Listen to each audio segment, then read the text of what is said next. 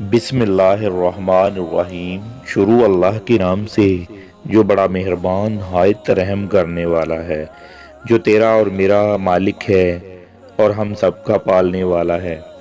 السلام علیکم معزز ناظرین، دیکھتی آنکھوں سنتے کانوں کو کویٹس اوورال کی جانب سے تہہ دل سے سلام پیش کرتے ہیں اور امید کرتے ہیں آپ سب لوگ خیریت سے ہوں گے۔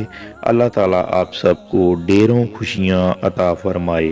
اگر ویڈیو اچھی لگے تو پلیز لائک، شیئر اور سبسکرائب کر دیں۔ آج ہم اس ویڈیو میں حضرت رابعہ بصری کے بارے میں آپ کو بتائیں گے۔ حضرت رابعہ بصری کو اس دنیا سے گئے ہوئے 1200 سال بیت چکے ہیں۔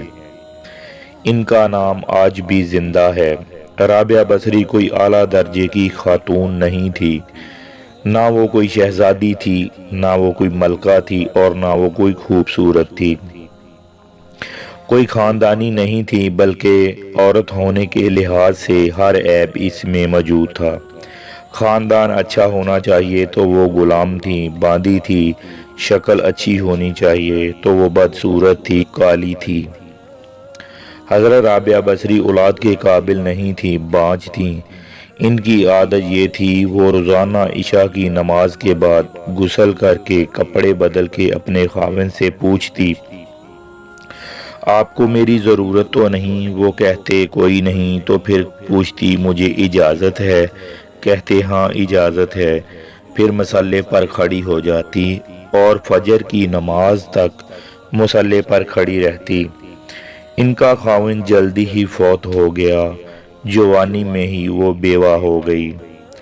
حسن بصرہ کے امام کیا سارے مسلمان کے امام تھے۔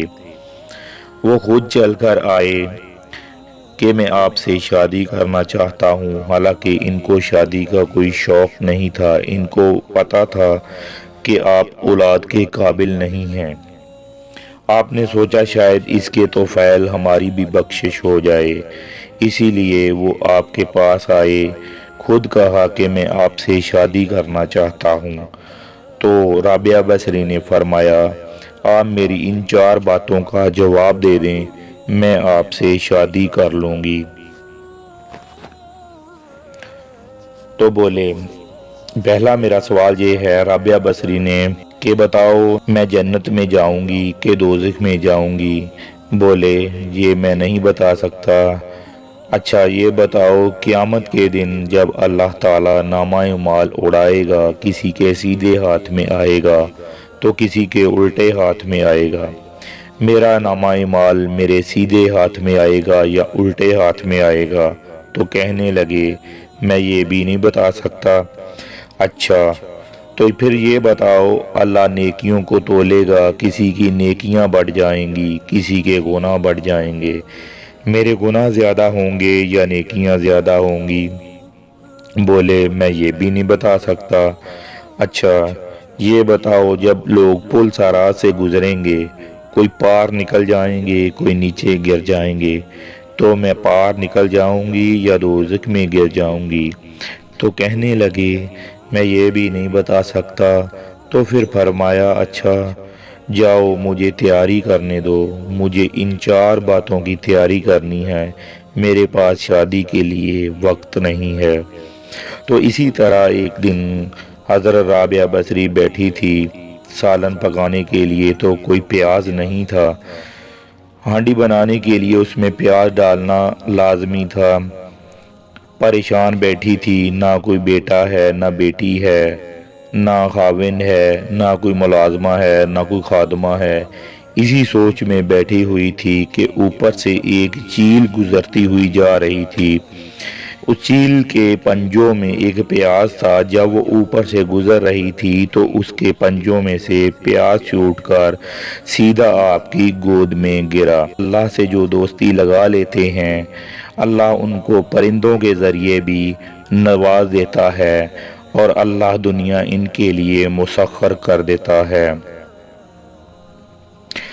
تو جب ان کا انتقال ہوا تو رات کا ٹائم تھا، آپ نے اپنی خادمہ کو کہا بس 2-4 آدمی بلا کے مجھے جلدی سے دفن کر دو، کسی کو نہ بتاؤ، صبح لوگوں کو بتا دینا، اور مجھے کفن دینا میری اسی چادر سے جس میں میں تہجد پڑھا کرتی تھی۔